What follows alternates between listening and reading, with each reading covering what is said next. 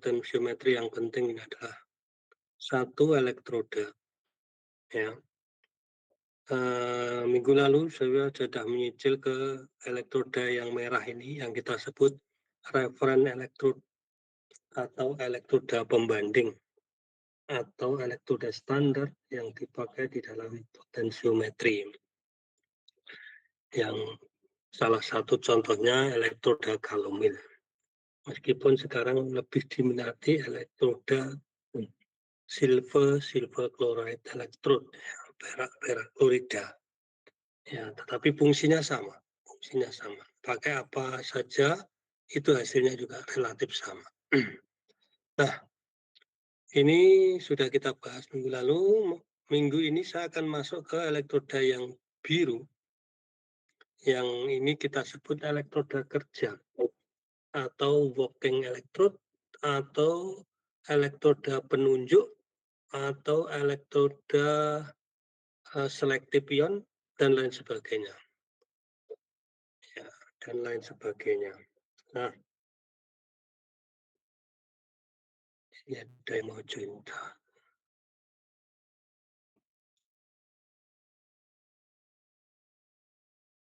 Dan jadi salah satu contohnya ini elektroda lantanum. Salah satu contohnya. Dan macam dan jenisnya ini sangat banyak. Jadi elektroda kerja ini macam dan jenisnya sangat banyak. Maka saya berharap ini kuliah satu kali ini cukup. Saya cukup-cukupkan. Sebenarnya ya kalau mau dibahas detail tidak cukup waktunya. Tapi karena keterbatasan ya ini materi tentang elektroda kerja ini saya berikan satu tatap muka sampai nanti selesai kuliah kita. Nah, ada beberapa jenis elektroda atau tipe elektroda. Yang pertama, saya kira Anda tidak aneh atau tidak asing ya, mengenal elektroda ini sebagai jenisnya salah satunya adalah elektroda logam. Nah, elektroda logam. Jadi, misalnya ini sel Daniel atau sel volta ini ada logam seng, ini ada logam Cu. Maka logam Cu dan logam seng ini berfungsi sebagai elektroda. Ya. Elektroda logam. Kemudian kita mengenal beberapa logam yang sangat berfungsi untuk elektroda. Salah satu logam terbaik yang kita pakai untuk elektroda adalah logam platina. Jadi logam platina ini adalah suatu kawat murni dari platina yang notabene sangat baik dipakai untuk elektroda. Yang dalam kehidupan sehari-hari mungkin ini agak sedikit tidak familiar.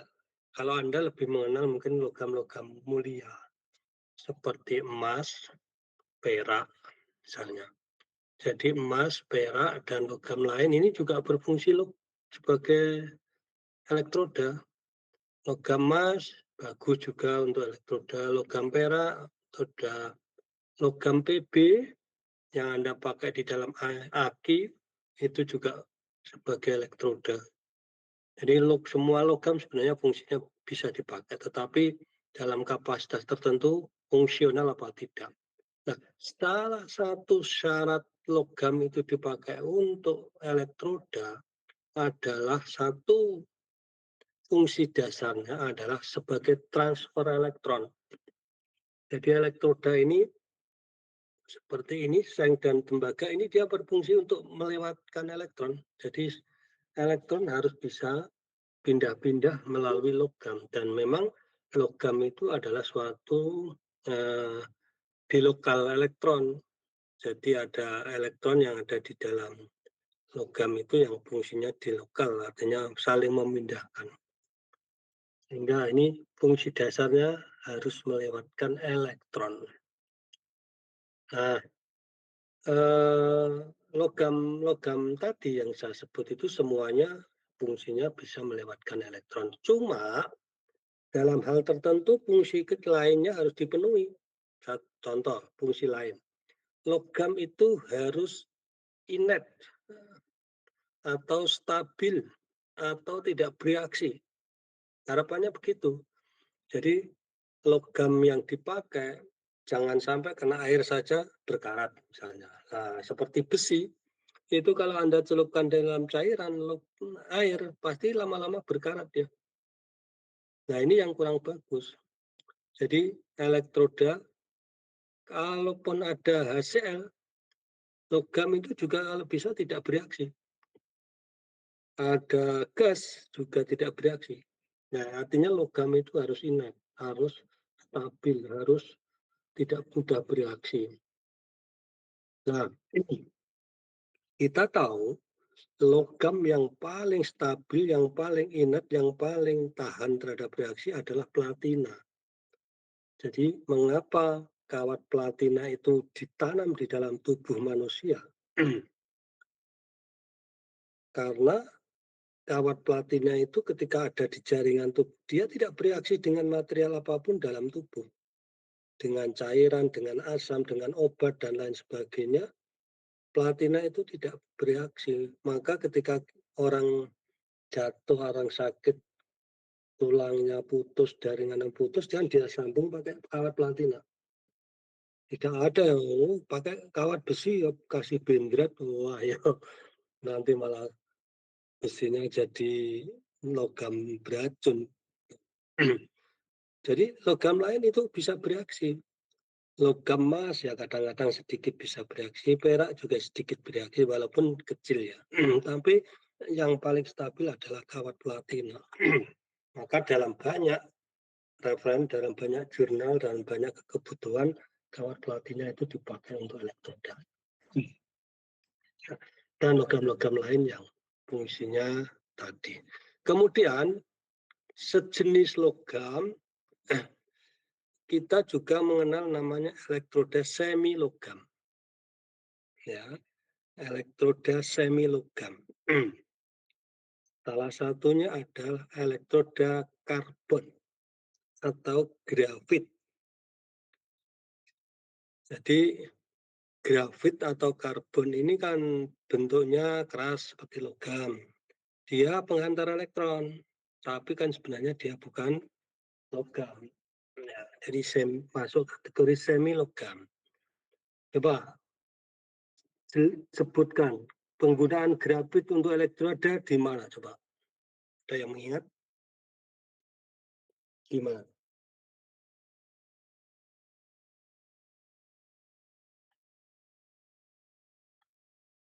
Penggunaan grafit untuk elektroda di mana?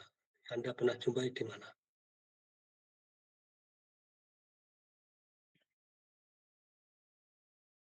Ayo, ini ada hampir 40 orang. Ada yang bisa menyebutkan?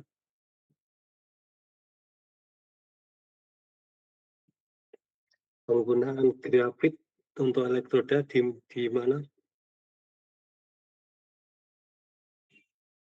Kok tidak ada yang jawab? Baterai ya, Prof? Nah, coba pensil dipakai. Tapi ketika sebagai fungsinya elektroda, siapa Anda yang pernah membongkar batu baterai ini? Pernah lihat di YouTube, Prof. YouTube. Ayo. Ya enggak, yang pernah bongkar sendiri siapa? Ayo. Saya, Prof. Siapa Mbak? Siapa ini? Fitri, Prof. Bukan saya sih, Mbak Prof. Waktu itu ada siswa yang penasaran gitu, Prof. Ngebuka baterainya, terus saya lihat. Jadi gurunya kalah penasaran harus siswanya ya? Iya, Ya, Prof. ya. Nggak apa-apa. Siapa lagi selain Mbak Fitri yang pernah melihat isi baterai? Saya, Prof. Nanda ya, pernah bongkar? Iya, pernah karena skripsi saya membuat baterai. Jadi mau buka baterai dulu biar tahu di dalamnya seperti apa. Oke, ya ini kebetulan karena pas skripsinya hubungannya baterai.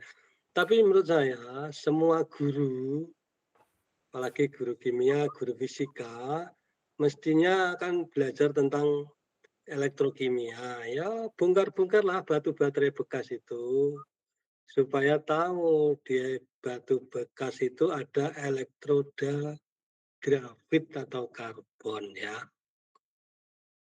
Nah, itulah dia adalah semilogam ya yang bisa dipakai untuk elektroda. Sebenarnya selain grafit yang paling banyak grafit. Senyawa polimer ionik itu juga boleh dipakai untuk elektroda, tapi ini masih jarang ya. Jadi polimer ionik itu mampu juga dipakai untuk elektroda, untuk jenis elektroda semilogam dari bahan polimer. Oke, ini jenis pertama, jadi elektroda logam. Kemudian saya ada lagi elektroda yang kita sebut elektroda gelas. Kita mengenal elektroda gelas. Sudah pernah lihat dan pegang elektroda gelas? Belum, Prof. Belum. Ya. Saya kira menurut saya Anda sudah, tapi menyadari apa tidak? Ini pertanyaan saya. Sudah, tapi menyadari apa tidak? Mohon maaf, Anda pernah pegang dan melihat pH meter? Pernah, Prof. Ya, pH meter stick loh, pH meter yang pakai elektroda, bukan pH meter yang lain. Ya, nah ini. Sudah ya, sudah pernah ya. Ya, sudah, Prof. Nah, ini pH meter ini dalamnya itu ada referen, luarnya ini kaca. Jadi kaca atau gelas. Nah, kaca atau gelas ini berfungsi sebagai elektroda. Karena apa? Kaca itu senyawa silikat yang ujungnya adalah diberi ioniknya natrium silikat. Jadi jenis silikat adalah natrium silikat. Yang itu adalah barangnya berupa kaca. Nah, kaca sendiri karena dia padat, dia bisa merespon adanya ion H+, karena ada pertukaran kesetimbangan antara H+ dan Na+ di permukaan kaca.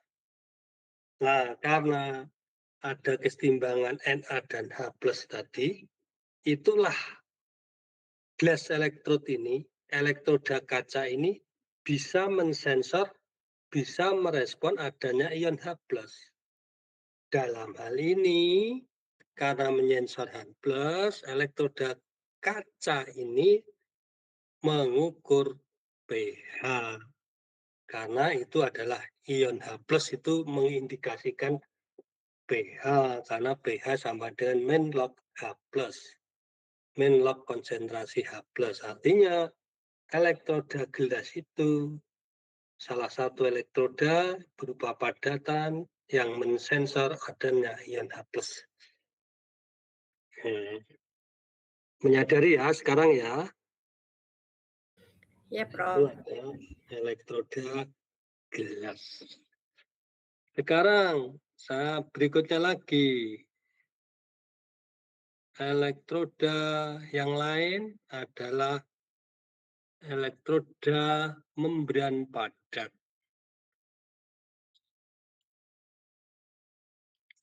Jadi kita bisa persiapkan atau buat atau beli elektroda yang konsepnya adalah membran padat berupa garam-garam sukar larut, yang menggunakan garam-garam sukar larut yang kita anggap sebagai sebuah membran padat. Misalnya kalau ini kita menggunakan berbagai garam, ya seperti AgCl, AgCN,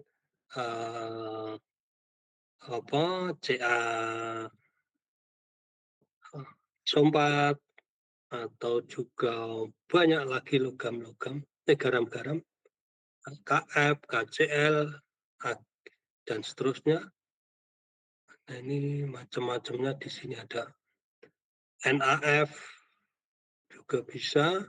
Pokoknya garam-garam, ada Ag2S, PbS, ZnS, CuS, dan semuanya termasuk ini garam-garam ini BiO3. Terus, nah, ini adalah kita memanfaatkan sifat dari garam-garam sukar larut, garam-garam yang sifatnya sukar larut, yang ditandai dengan KSP-nya sangat kecil. Nah, garam-garam sukar larut yang KSP-nya sangat kecil. Karena dia sangat kecil KSP-nya dan dia sukar larut, maka garam-garam itu bisa kita pakai untuk elektroda. Misalnya senyawa La3F di permukaan elektroda itu dia bisa merespon adanya F-. Jadi ion fluor itu bisa direspon oleh adanya La3 plus Na garam, ya, yang di permukaan barang. Nah, senyawa yang lain juga nanti prinsipnya sama, intinya dia merespon adanya analit yang dideteksi. Merespon itu prinsipnya adalah kesetimbangan. Begini, tadi yang saya tunjukkan ya, H+ tadi, pH meter tadi.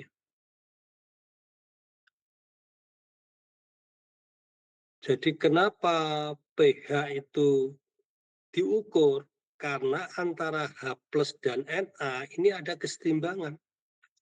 Jadi ada pergeseran kesetimbangan, reaksi kesetimbangan. Jadi dari SiO(Na) dan H+ menjadi SiO(H) dan Na+. Jadi di sini ada pergeseran kesetimbangan. Nah, prinsip dasar sensor itu adalah reaksi kesetimbangan. Yang kita mengenal reaksi kesetimbangan itu bermacam-macam. Ya nanti implikasinya kan akan juga bermacam-macam. Karena prinsip dasar mensensor analit atau zat yang diukur itu adalah peristiwa kesetimbangan. Sampai nanti yang kompleksasi misalnya, kalau kita mempunyai elektroda dari bahan Fe penantrolin.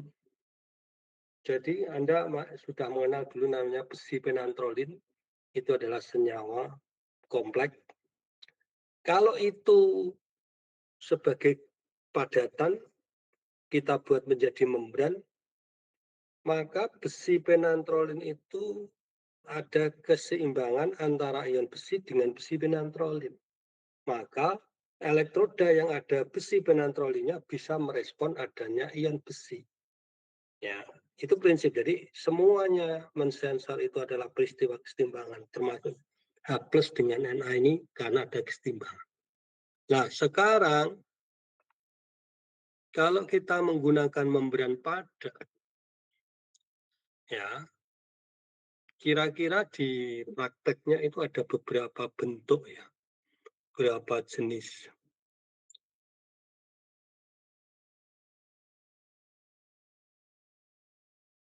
Nah,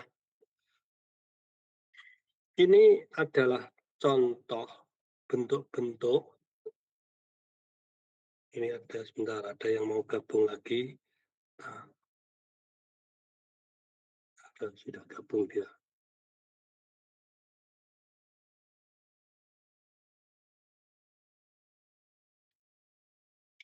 Ini adalah contoh bentuk-bentuk elektroda yang kita susun berdasarkan penggunaan membran padat.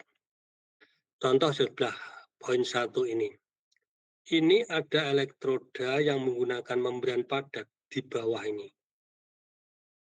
Ya, nah membrannya padat apa nanti belum tahu kita. Ya kita pilih apa saja. Tadi kalau misalnya menggunakan garam PBS misalnya, ya garam PBS ditaruh di sini.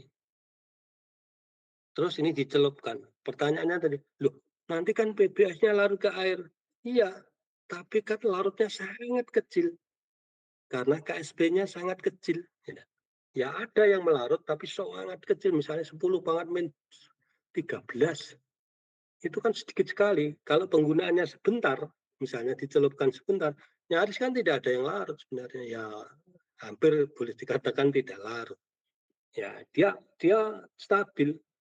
Nah ini membrannya isinya adalah garam-garam. Tetapi bentuk 1 ini caranya adalah membran ditaruh sini, di tengah ini dikasih larutan, namanya larutan elektrolit dalam. Nah, baru elektroda pembandingnya ditaruh di atas. Yang kita gunakan misalnya kawat perak yang dilapisi garam perak klorida. Ini menjadi elektroda jenis tipe tabung 1. Nah, tipe 2 ini kita tidak pakai larutan dalam, tapi logamnya ini langsung dihubungkan dengan membrannya, dengan garamnya. Jadi kawat peraknya langsung ditaruh di ujungnya. Ya. Logamnya langsung ditempelkan pada membran. Ya. Itu jenis tabung kedua. Jenis ketiga itu jenis kawat dilapisi dengan garam. Ya, kawat dilapisi dengan garam. Misalnya, ini kawat perak dilapisi dengan garam perak. Dalam hal ini Anda tahu garam perak misalnya AgCl. Kawat dilapisi garam perak. Jadi ini kawat perak sampai plating ini, terus dilapisi kawat perak. Garam perak klorida, misalnya AgCl atau AgBr atau apa saja. Yang semuanya garamnya itu garam sukar larut. Nah, ini akan menjadi elektroda jenis ini. Nah, yang paling simpel saja,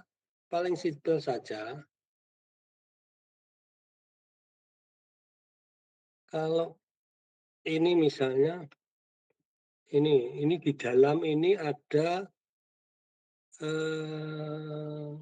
kawat perak. Saya sekarang ini ada kawat perak. Ag dilapisi di ujungnya itu garam AgCl. Jadi ada kawat perak dilapisi garam AgCl. Saya ada pertanyaan begini, bagaimana cara melapisi kawat dengan garam AgCl? Ada yang berpendapat, silakan. Kalau benar tak kasih hadiah. Nah, ya mestinya ada yang benar yang jawab. Harapan saya ada yang benar. Ayo, ada yang jawab. Gimana caranya menempelkan garam AgCl pada logam agi atau logam perak?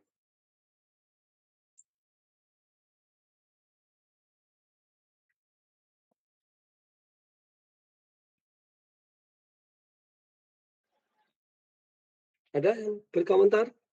Silakan.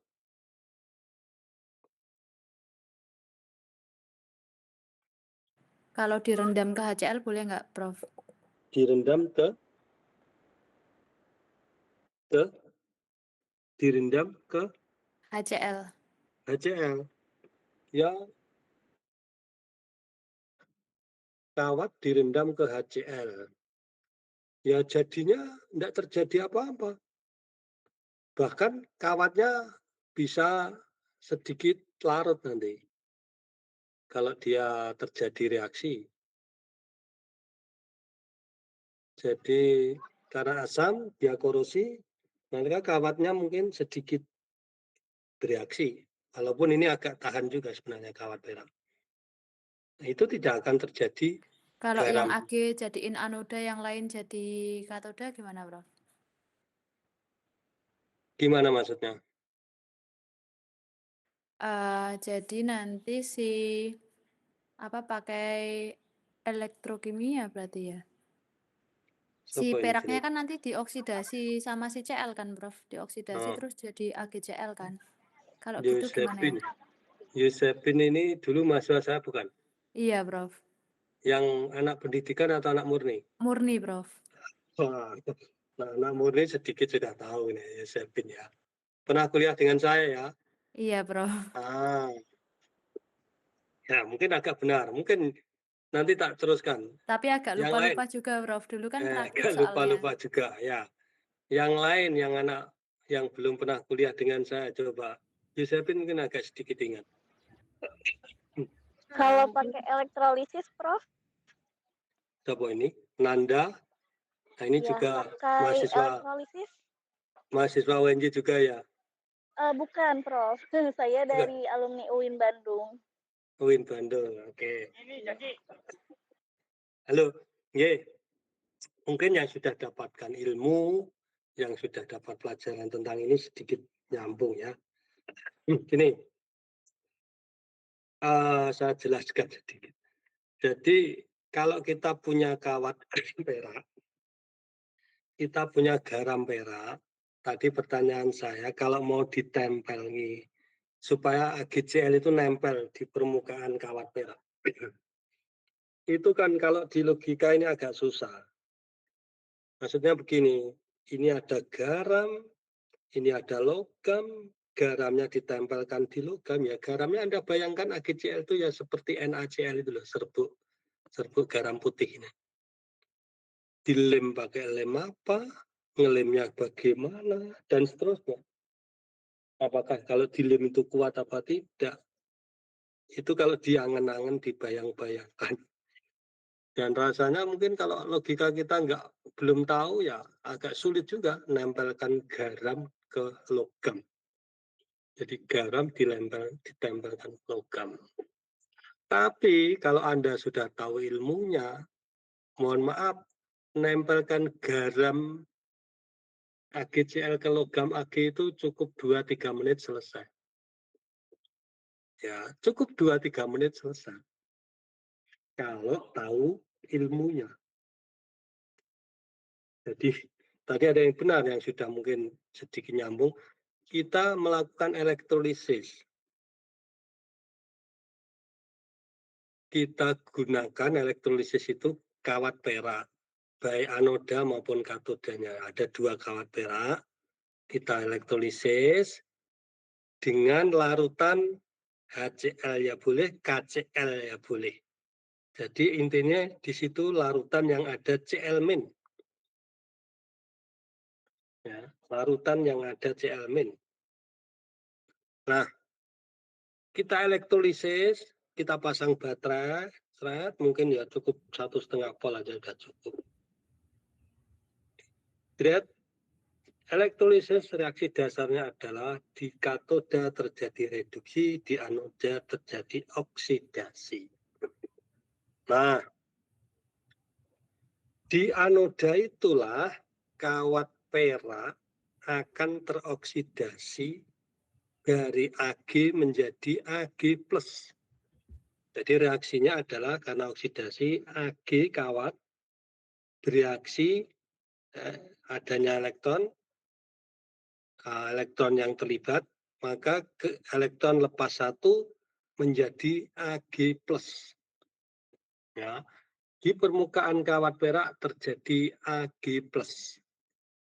Nah, kita bayangkan Ag+ di permukaan elektroda yang larutannya ada Cl-.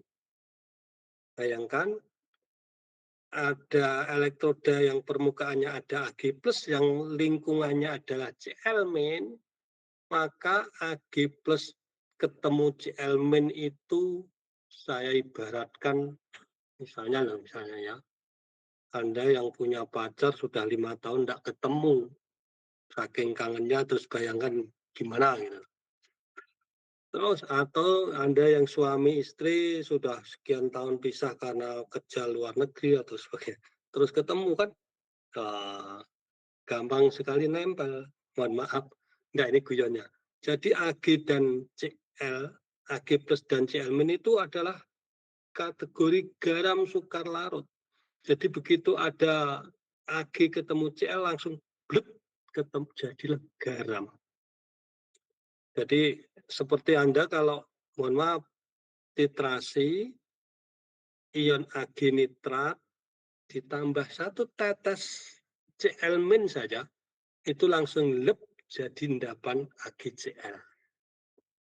Karena memang dia sangat mudah jadi endapan, jadi garamnya yang tidak larut. Nah, karena AgCl tidak larut, yang terjadi di permukaan elektroda, maka seolah-olah Cl- itu langsung nempel plek gitu, membentuk AgCl yang langsung nempel pada permukaan kawat perak. Jadi ini secara sistemik gitu, ya tadi saya bilang 2 menit 3 menit itu di kawat tadi sudah ada lapisan AgCl. Ya, simple, tepat. Ya, itu caranya dengan elektrolisis tadi.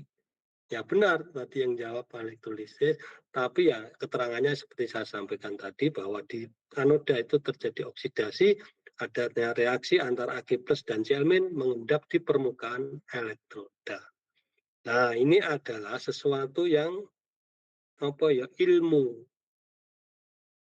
Sesuatu yang harus kita ketahui, dipelajari, diketahui atau ya diilmui oleh orang kimia misalnya. Artinya begini, ini kalau secara umum saya berikan statement. Ini adalah simple kelihatannya. Tetapi kalau nggak ngerti, mohon maaf yang belum tahu tadi, tak kasih PR sampai besok pagi belum tentu bisa jawab. Ya, kalau nggak ngerti loh ya, belum tahu ilmunya. Karena memang nggak gampang. Mbok sampai pusing kan, belum tentu dapat jawabannya. Nah, karena kita tahu, ngerti ilmunya, ya tadi saya bilang 2 menit selesai. Nempelkan garam AgCl di kawat perak. Lah, itu oleh sebab itu ini yang saya katakan betapa pentingnya ilmu itu. Betapa pentingnya ilmu. Maka kalau kita tidak ngerti ya carilah ilmu. Maka ketika Anda ini sekolah, saya berikan apresiasi. Sekolah ini cari ilmu. Ya nanti hasilnya seperti apa ya bisa kita lihat nanti. Tapi intinya kita cari ilmu. Karena ilmu itu sangat penting. Kalau nggak ngerti ya, nggak ngerti ilmunya yang nanti tobat ya kita nggak ngerti. Saya itu ini cerita sedikit ya. Saya tempo hari itu mobil saya yang satunya itu plat nomornya habis. Karena habis saya lewat biro jasa, saya ganti bayarkan pajak dan dapat plat baru.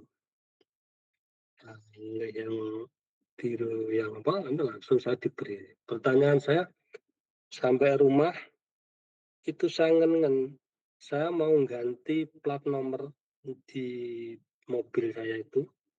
Saya lihat itu gimana caranya. Saya coba utak-utik agak lama. Bahkan akhirnya karena nggak ngerti juga,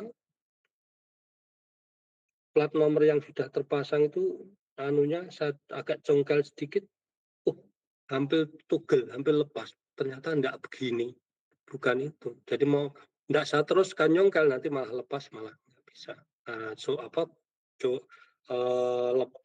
Putus lepas. Saya nggak jadi teruskan. Saya akhirnya putuskan begini, karena saya nggak ngerti. Oke, 2-3 minggu lagi kan saya servis di bengkel dealer. Saya putuskan, nanti biar dipasang bengkel dealernya saja. Karena saya nggak ngerti. Nah, beberapa hari kemudian, sopir yang langganan saya jalan-jalan itu pas saya minta datang, pas ada acara urusan lain datang. Terus dia bilang, lupa plat nomornya ini habis. Iya, sudah saya bayar pajaknya, itu platnya di dalam mobil. Kok tidak dipasang? Saya nyoba masa nggak ngerti caranya, ilmunya gimana. Biar bengkel sajalah yang masang. Sama sopir tadi, ini nggak sulit loh Pak. Dia bilang, ini cuma dicari murnya kecil, terus nanti mur dibuka, terus digeser, platnya diambil, terus plat yang baru dipasang, geser lagi, dimurkan lagi, selesai. Hanya beberapa menit selesai. Saya bilang, ini namanya kalau nggak ngerti, nggak tahu ilmunya memang susah. Ternyata sopir saya tadi yang lebih pintar dalam hal ini. Nah, karena dia tahu ilmunya. Ya, coba. Ini adalah contoh bahwa segala sesuatu kalau nggak tahu ilmunya itu susah. Tapi kalau sudah tahu ilmunya, ya segala sesuatunya menjadi mudah. Mohon maaf, ini sedikit kuliah di luar kuliah. Dan ini saya ulangi lagi. Bulan berikutnya saya mau ganti plat nomor motor ganti. Saya kan sudah dapat ilmu dari sopir saya tadi. Begitu mau tak ganti plat nomor, kok enggak sama dengan yang plat mobil tadi. Rumahnya plat itu, enggak sama. Ini gimana nih? Akhirnya saya coba belajar pelan-pelan, ini kira-kira di mana caranya gimana. Karena saya cari mur yang seperti tadi di plat mobil itu, mur kecil ya, mur sangat kecil. Kok nggak ada murnya ya? Ini gimana caranya? Akhirnya saya dapat ilmunya lagi, pelan-pelan tapi belajar. Ini kira-kira di mana, fungsinya apa, terus ternyata gesernya tadi, kan kita geser penghalang tadi.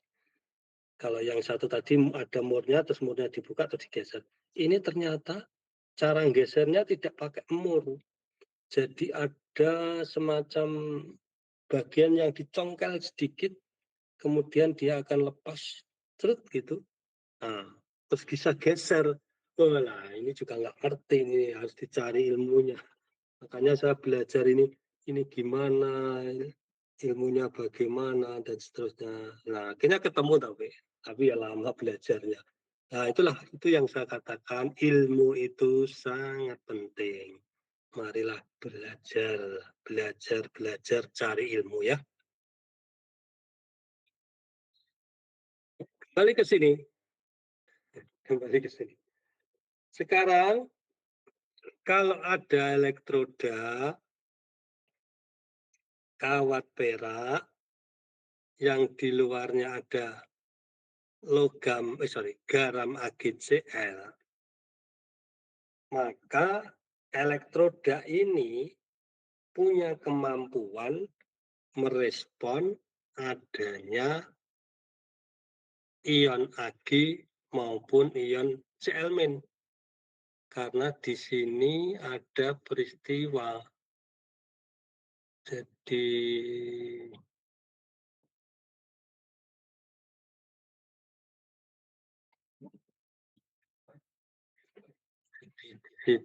di sini ada peristiwa AgCl keseimbangan dengan Ag plus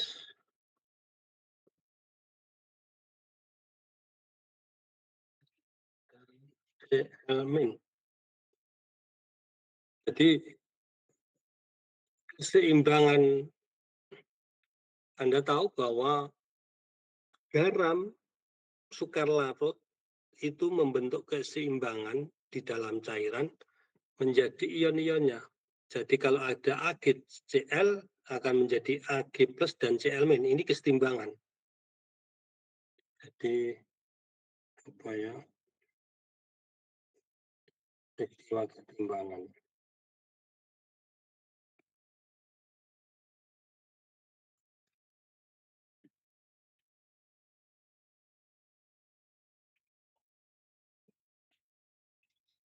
Ke kiri dan ke kanan antara AgCl dengan Ag plus dan Cl- ini ada kesetimbangan.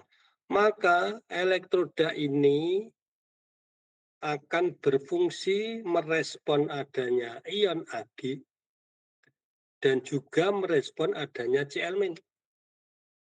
Jadi kalau kita punya elektroda silver chloride electrode, maka elektroda ini bisa dipakai analisis ion Ag dan analisis ion Cl-. Ya, itulah fungsinya analisis di potensiometri ini. Kita punya elektroda kerja yang karena peristiwa kesetimbangan dia bisa merespon adanya Ag plus maupun merespon adanya ion Cl-. Ini kalau kita buat sistem ini. Nah, pertanyaannya sekarang garam yang kita lapiskan itu garam apa? Jadi kalau misalnya kita punya garam ini, kalau ini contohnya tadi garam AgCl, maka ini bisa merespon adanya Ag dan Cl. Kalau kita lapiskan garamnya AgBr, ya bisa merespon Ag plus dan Br-. Kalau kita lapiskan garam Ag2S, ya bisa merespon Ag plus dan S2-. Kalau kita masukkan garam AgSCN, tiosianida, maka elektroda itu bisa merespon ion Ag dan SCN. Dan seterusnya, garam apa yang kita tempelkan. Tapi syaratnya adalah garam itu kategori kelompok garam sukar larut. Kalau garamnya larut gimana? Ya nggak bisa. Garam yang larut hilang blas, itu nggak akan jadi sensor. Misalnya NaCl. NaCl itu sangat mudah larut. Anda punya 1 sendok garam dapur, masukkan di kuali atau di panci yang nyayur itu, dalam sekejap dia sudah biur, sudah larut. Nggak bisa dipakai elektroda. Karena syaratnya harus garam sukar larut. Nah, itu yang bisa ditempelkan di situ. Di permukaan elektroda, maka dia akan mensensor adanya ion-ion yang sejenis. Kita bisa menempelkan garam itu tidak hanya satu ya. Tidak hanya satu. Misalnya 2 garam sekaligus. Ya, maka elektroda misalnya dia garamnya itu nyampur antara Ag2S dan PbS. Garam-garam sulfida dari Ag dan Pb. Campur di situ garamnya, tempel ke, ya nanti bisa merespon Ag, merespon Pb, dan merespon S2-. Ya, ini prinsipnya. Pokoknya kita mengisi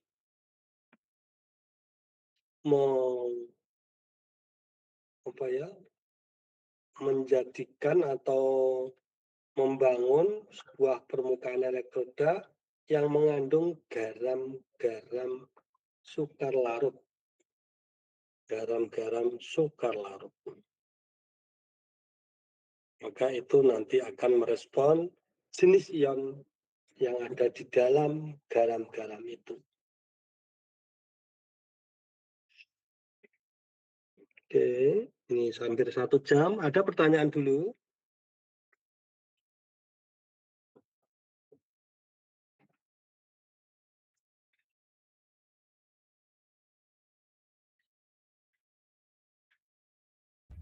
Oh, Prof, izin bertanya, berarti garamnya itu boleh garam asam, garam basa maupun garam netral ya, Prof?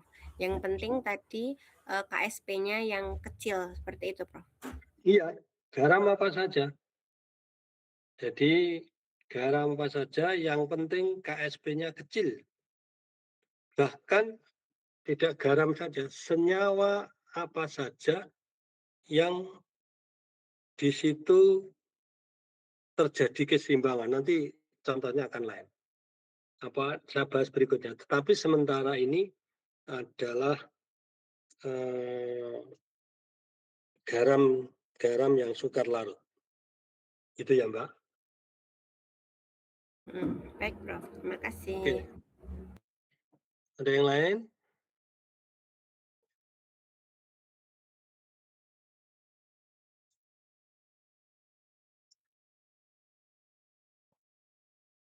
Oke. Berikutnya, ini tadi kelompok membran padat ya. Baik sebagai tunggal atau bersama-sama. Jadi dia akan berfungsi sebagai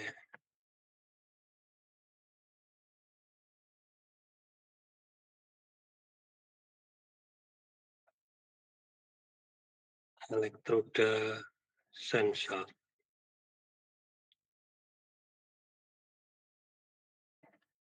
Nah, sekarang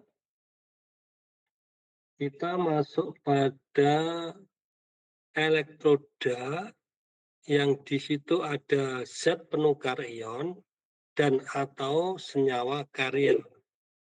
Saya pembawa karier. Jadi elektroda membran yang isinya senyawa pembawa karier.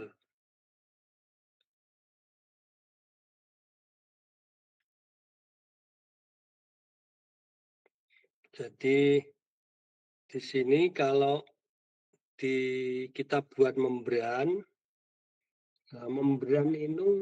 membran itu bermacam-macam. Jadi kalau membran padat tadi adalah yang pertama dari senyawa garam. Tadi garam-garam yang tadi. Nah, sekarang ini membran kita itu adalah senyawa campuran yang di situ membawa zat penukar ion atau zat pengomplek atau zat carrier dan seterusnya. Jadi senyawa membran yang di situ mengandung senyawa yang sifatnya ada kemampuan respon terhadap analit yang dituju. Seringkali disebut elektroda membran.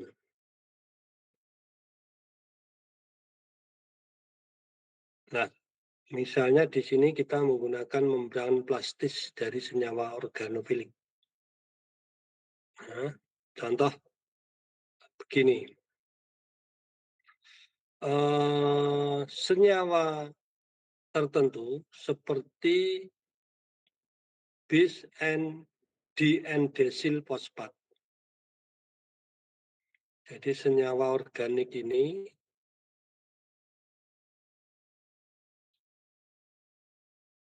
dengan struktur seperti ini. Jadi ini ada desil, 2 atau bis, ini N-desil fosfat, turunan senyawa fosfat. Kalau dibuat jadi RRPO min. Jadi senyawa fosfat organik. Nah, senyawa fosfat organik ini kita taruh, kita jadikan bahan di permukaan membran. Dia membran ini tadi saya katakan membran plastis ya. Membran plastis. Ya, suatu membran yang mungkin bentuknya seperti plastik. Seperti plastik, ya, dan bahan-bahan lain sebagai matrik dasarnya, sebagai rumahnya. Nah, kita kadang-kadang menggunakan bahan itu kita tempatkan pada rumah elektroda dengan berbagai cara.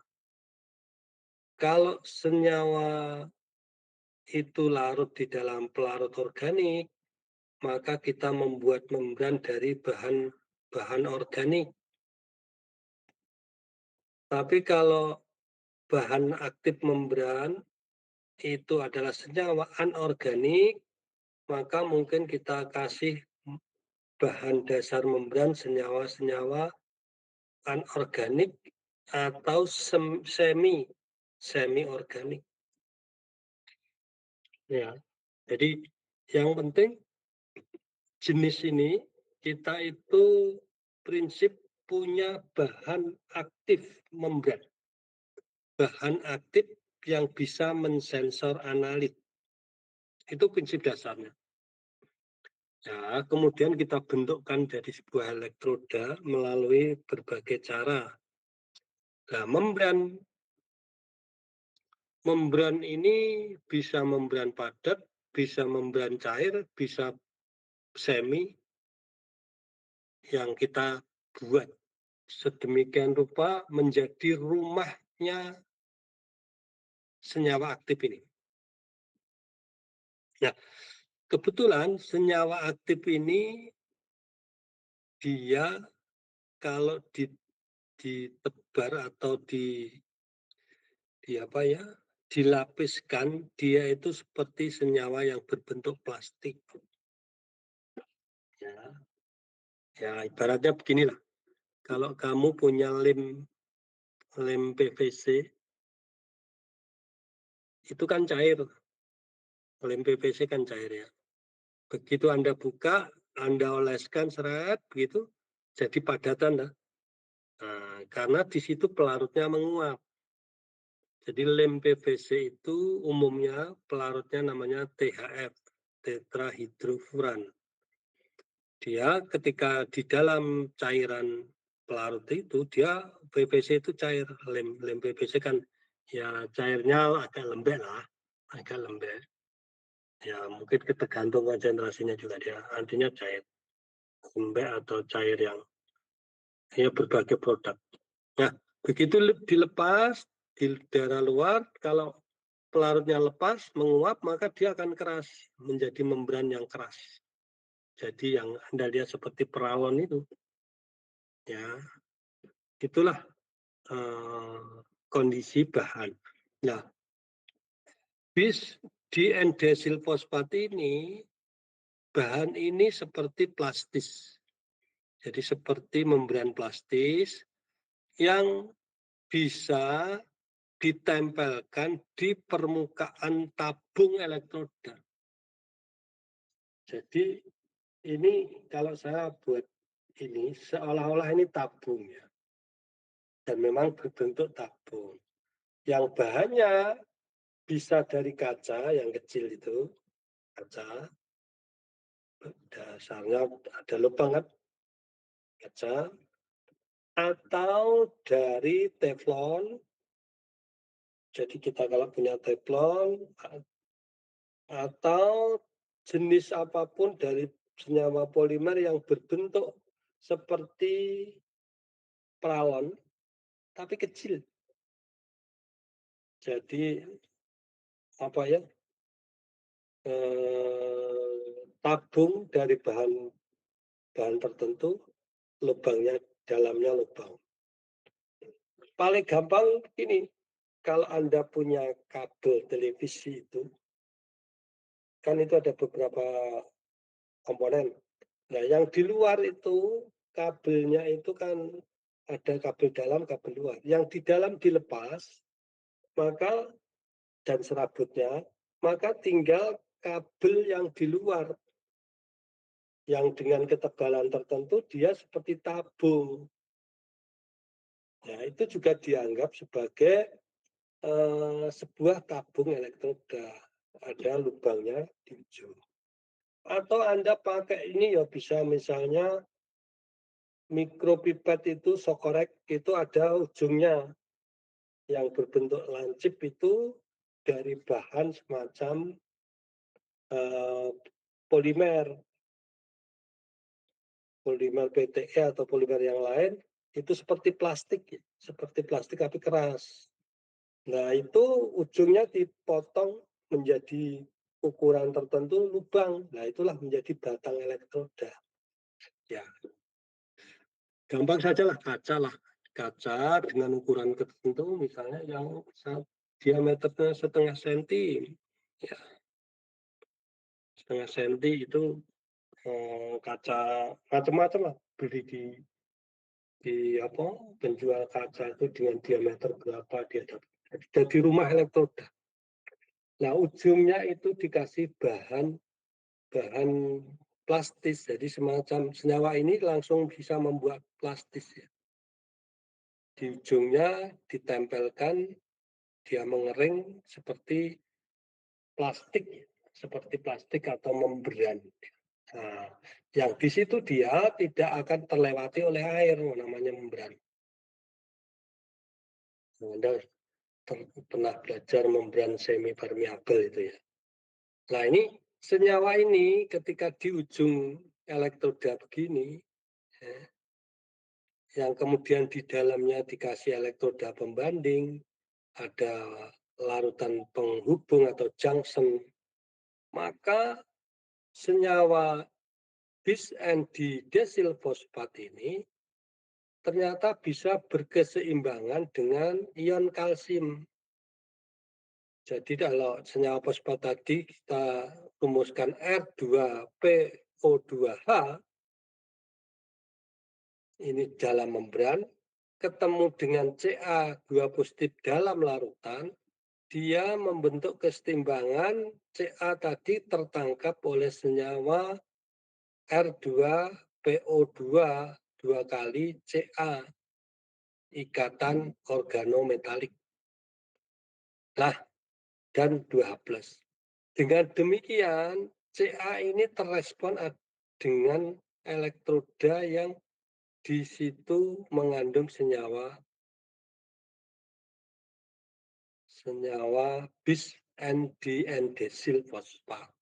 Jadi ini saya gambarkan, ini larutan di bawah, ini permukaan larutan yang di situ ada Ca, lah membrannya di atas ini. Di atas itu membran yang di situ ada senyawa aktifnya adalah R2PO, 2 negatif. Jadi senyawa fosfat organik yang dia berkeseimbangan dengan Ca. Dengan konsep keseimbangan. Nah, karena ada keseimbangan dengan Ca, elektroda jenis ini pasti bisa merespon adanya Ca2 positif. Merespon adanya Ca2 positif. Maka elektroda ini bisa menjadi sensor untuk adanya Ca.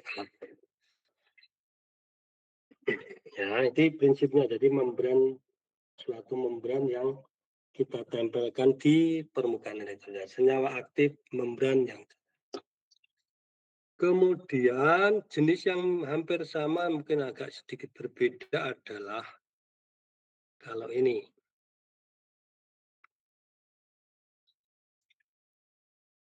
Saya pernah membuat namanya elektroda lantanum.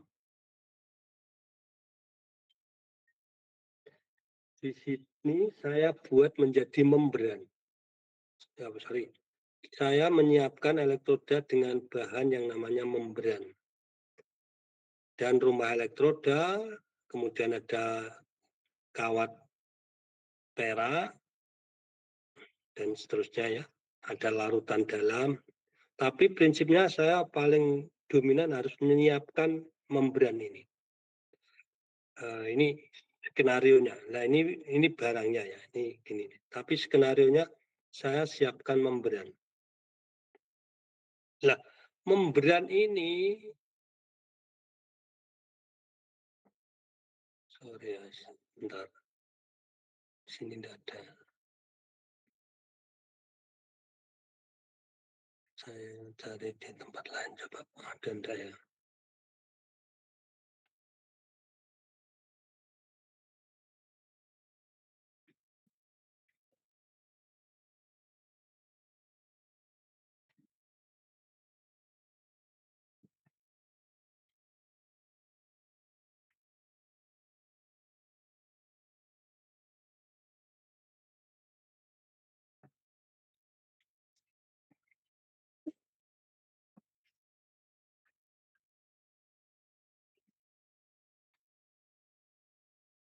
Nah,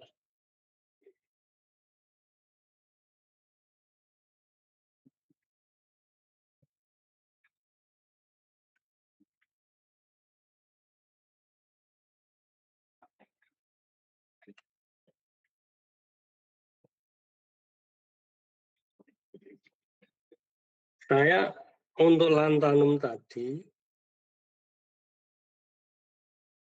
saya menggunakan senyawa, tipnya adalah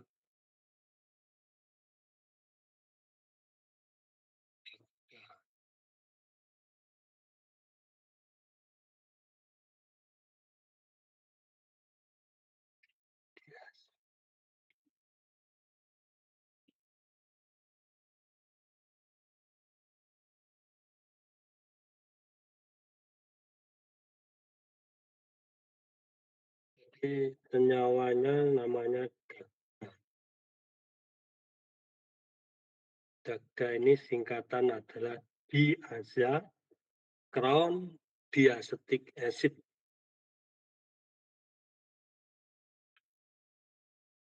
Jadi diaza, kalau Anda pernah belajar organik, aza itu pasti hubungannya N.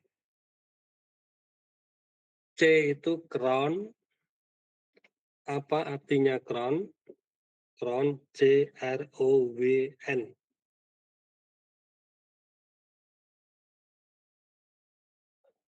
Anda ya tahu artinya crown?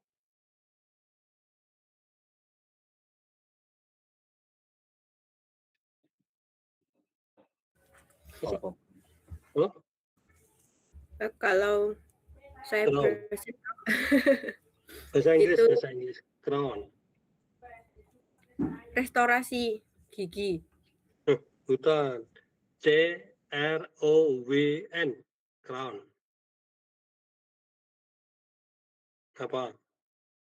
Mahkota, Prof. Yes. Mahkota. Jadi, kalau Anda nanti buka di internet, senyawa mahkota gitu ya. Nah, nanti ketemu senyawa mahkota itu senyawa apa. Jadi, kalau Anda bayangkan adalah mahkota itu adalah apa yang dipakai atau ratu atau putri raja ya. Ya, ada mahkota di atas, itu senyawa makrocyclic sebenarnya. Jadi yang dipakai di atas kepala itu kan lingkar. Nah, lingkar, senyawa namanya senyawa lingkar atau senyawa siklis. Maka anak-anak besar disebut senyawa makrocyclic. Nah, crown itu ya begitu, senyawa yang bentuknya melingkar. Dan bentuknya seperti mahkota. Melingkar kan macam-macam, ada lingkaran tok. Nah, ini bentuknya seperti mahkota kalau digambarkan. Jadi ada lancip di atasnya itu. Nah, mahkota itu kan ada lancip. Nah, dan di situ ada N-nya, terus ada diastik asid di ujung-ujungnya seperti telinga ini. Ada ujung gugus diastik. Nah, senyawa ini itulah yang saya beli waktu itu 1 mili harganya 3 juta tahun 2000-an awal. 1 mili 3 juta. Itu saya order dari Jerman. Nah, senyawa aktif ini itu harus ada di dalam membran. Ini cairan. Padahal cairan organik ditaruh membran gimana? Tidak bisa. Makanya ini harus dicampurkan dengan bahan dasarnya, pendukungnya, matriknya. Saya pakai PVC, polivinil klorida.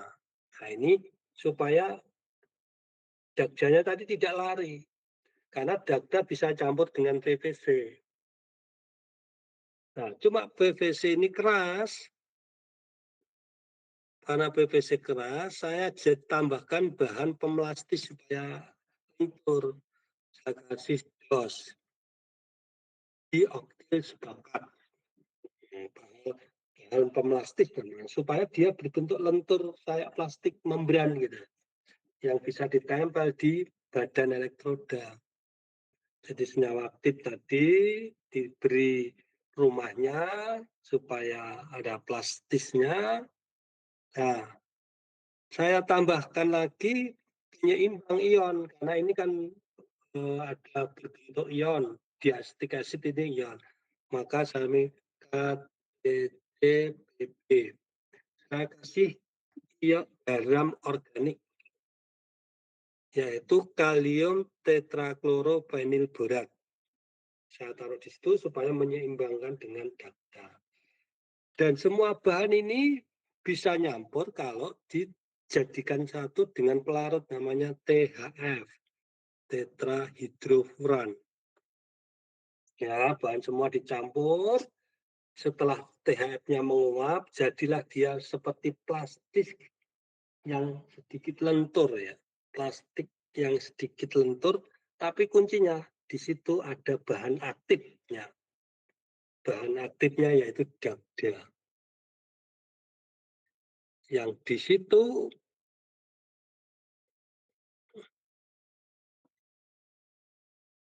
jadi dagda ini yang bisa membentuk keseimbangan dengan lantanum. Jadi dagda itu berbentuk senyawa siklik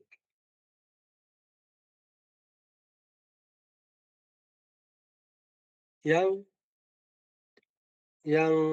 berbentuk reaksi kompleksasi dengan lantanum.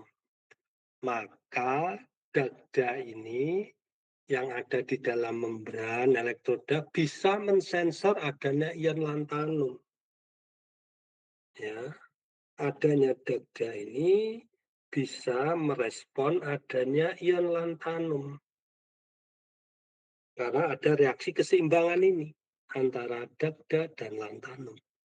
Di lantanum, dagda, saya tambah ionnya KTCBB membentuk La dagda TCBB kompleks. Nah, ini keseimbangan. Makanya dasar adanya keseimbangan itulah terjadi respon elektroda yang nanti menjadi dasar kerja analisis potensiometri ini. Nah, mohon maaf mungkin bahan-bahan ini agak asing di Anda ya. Memang ini contoh saja. Jadi yang penting adalah kita PR-nya itu di potensiometri kita punya elektroda. Makanya yang terakhir tadi kita sebut elektroda selektif ion lantanum.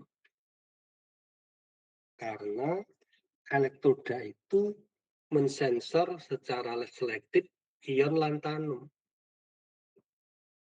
Maka kita bisa membuat elektroda lanthanum sendiri. Mau beli ada juga jual. Beli juga ada. Nah, prinsip dasar saya uraikan, kita memang butuh elektroda kerja ini yang spesifik. Artinya begini, kalau kita mau respon ion Ag, harus punya elektroda yang bisa mensensor Ag. Kalau mau analisis Cl, harus punya elektroda yang mensensor Cl-. Salah satunya adalah elektroda Ag-AgCl tadi yang kita bahas tadi.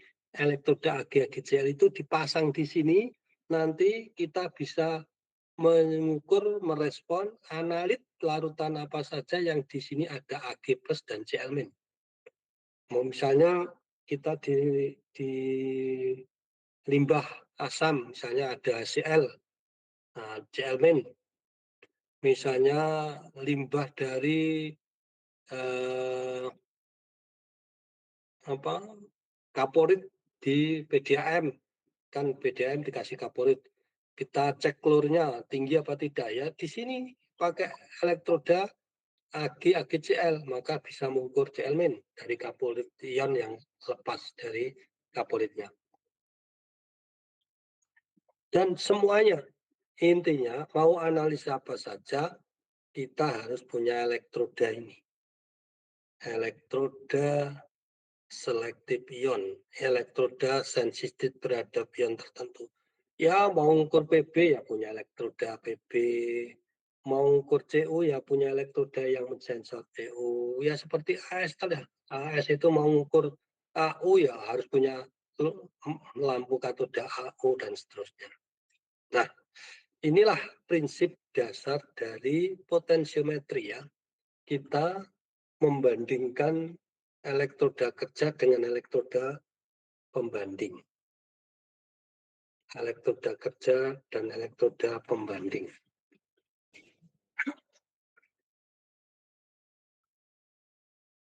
Nah, berikutnya setelah punya dua elektroda, kita lakukan pengukuran.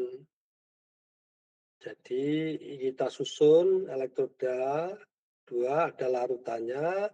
Kalau memang perlu diaduk, ya. Kalau enggak ya enggak diaduk bisa ya nggak apa-apa. Ini pendukung saja magnetic stirnya. Kemudian yang penting kita mempunyai alat ukur voltmeter. Alat ukur voltmeter. Ya, karena di dalam potensiometri ini kita ngukur potensial. Seperti sel volta yang kemarin kita bahas itu. Potensiometri itu kita ngukur potensial. Ukur tegangan, ukur tenaga listrik. Sekali lagi, sistem ini adalah sistem sel potensial, yaitu sel yang ketika dihubungkan terjadi listrik seperti sel volta. Ya, sel volta itu CU 2 positif di larutan CU, Zn dilakukan pada ion Zn, dihubungkan kabel pakai jembatan garam, keluar potensial 1,1 volt. Ini juga begitu, ini prinsipnya sel potensial. Ketika elektroda kerja, elektroda pembanding dihubungkan jeleng kabel, diukur potensial, maka dia akan keluar nilai potensial tertentu. Ya, ini kita alat ukur voltmeter. Cuma voltmeter yang kita pakai ini sebenarnya tidak sembarangan. Karena di pasaran memang ada voltmeter yang murah-murah, yang itu juga bisa sebenarnya, tetapi sensitivitasnya, kestabilannya memang agak beda. Biasanya ini voltmeter impedansi tinggi yang dipakai, khusus di sini. Tapi intinya membaca voltmeter aja, tegangan saja. Itu kira-kira yang nanti pengukurannya dan hasil pengukurannya saya lanjutkan minggu depan. Minggu depan saya berusaha untuk kelas 01 dan 02, Senin Selasa, tanggal 4 dan 5, saya usahakan masuk kelas ya. Hari ini karena ikutannya masih UTBK hari Senin lalu, tidak bisa masuk kelas Seninnya. Ya, Selasa kalau saya masuk kelas nanti kan yang Senin Mary nanti. Minggu ini semuanya saya daringkan dengan yang Jumat. Tapi minggu depan saya akan masuk Senin di kelas, Selasa di kelas, yang Jumat tetap daring ya, Jumat karena kelas RPL daring. Itu kira-kira perkembangannya. Mungkin ada pertanyaan dulu, silakan. Belum ada, Prof. Ya, Belum, Prof. ya. Lagi nanti kalau Anda ingin mengetahui informasinya lebih, bisa baca bukunya yang potensiometri ada di perpus. Kalau yang sekali lagi yang sangat berminat bisa pesan ke saya, kalau enggak apa-apa. Baca di internet juga boleh, di online juga cari materi juga mungkin ada. Tapi kalau buku di Indonesia belum ada yang kecuali buku saya. Itu informasinya. Sekali lagi, kalau tidak ada pertanyaan, kuliah kita pagi ini saya akhiri ya. Oke, Prof. Baik, Prof. Oke. Mari kita akhiri. Saya tutup. Wassalamualaikum warahmatullahi wabarakatuh. Waalaikumsalam warahmatullahi wabarakatuh. Selamat siang.